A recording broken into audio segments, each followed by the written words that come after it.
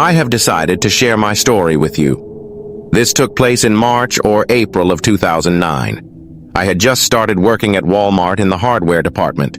As a female, I knew little about hardware, but they didn't seem to care. I spent most of my time stocking, pointing customers to the right aisle, or mixing paint. I rarely knew anything when it came to answering handyman-related questions. Also note, I was about 23 at the time. I'm 5 feet tall and weighed about 110 pounds. It started the first Saturday I ever worked there.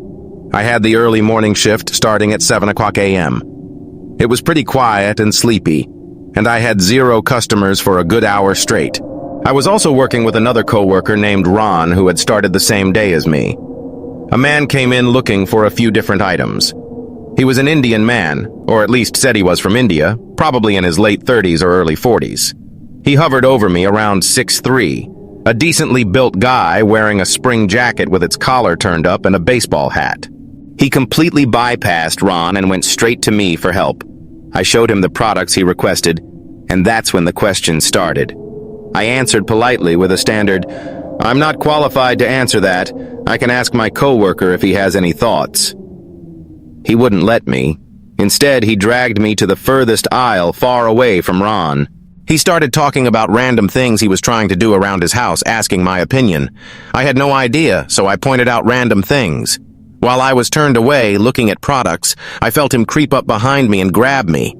I tried to play it off as an accident until he did it again and brushed against my chest multiple times. I kept inching away, trying to stay professional. I was finally saved when Ron came up and asked if we could switch customers. The man left almost immediately. I told Ron what happened, and he said he'd keep an eye out. The next day, I worked alone. The man came back. I spent about an hour dodging his hands. At one point, I bent down to pick something up, and he positioned himself in front of me in an extremely inappropriate way. "Do you like what you see?" he asked. I panicked and said, "I have to get something from the stockroom," and ran. I reported it to my manager, Christina. She told me to deal with it because customer satisfaction was the priority. The next Saturday, he came again. This time, another customer noticed something was wrong. That customer, David, alerted management.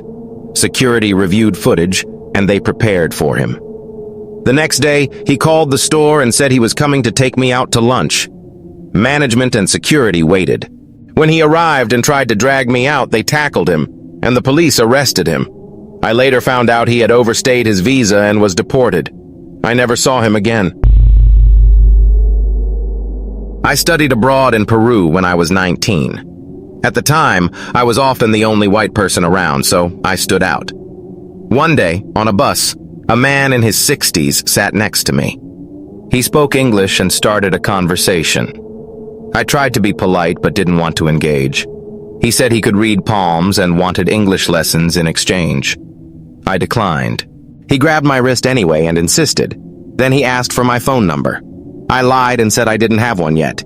He didn't like that. He wrote down his number and told me to call him. Then he said something disturbing that he hoped what happened to another woman wouldn't happen to me. I became terrified. When I tried to leave early, he physically stopped me from getting up. Eventually, I managed to get off the bus. He didn't follow me. I threw away his number later. I still regret not reporting him. My name is Gabrielle. When I was 17 living in London, I tried to get a fake ID. I was introduced to someone called Terrible Freddy. He told me to give him my passport and money, and he'd get me an ID. Against my better judgment, I did. 3 days later, I went to meet him. He was with 2 other men. Something felt wrong. He insisted we go to his car to get my ID. He grabbed my arm and started leading me away forcefully. That's when I realized something was very wrong. A car pulled up. One of the men got out. "Grab her," Freddy said. I dropped to the ground, screaming and causing a scene. A homeless man nearby started shouting too. People noticed. The men fled. I never reported it, but I'm certain I was about to be kidnapped. When I was around 9 or 10, I lived in Norway with my family. One evening, I went to my room and felt an overwhelming sense that someone was watching me. Later, I returned and saw my window slightly open. Then I heard scratching. A man's face appeared at my window. He was staring directly at me. I froze. When I finally screamed for my mom, he disappeared. Mom answered the door shortly after. The same man was there pretending to deliver food. She knew he was lying. Months later, he was arrested for murder. A missing girl had been found in his home. We moved soon after.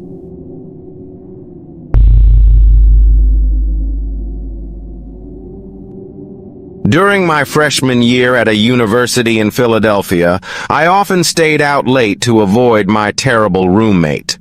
One night, I walked back alone through a dark courtyard. A man called out to me. I ignored him, but he followed and caught my wrist. He kept saying, "I have something for you." Terrified, I froze. He pulled out an old, dirty alarm clock from a trash bag and forced me to take it. I thanked him and ran. As I left, he shouted, "You're so beautiful, I love you." I threw the clock away immediately, fearing it could be dangerous. Nothing else happened, but I'll never forget that night.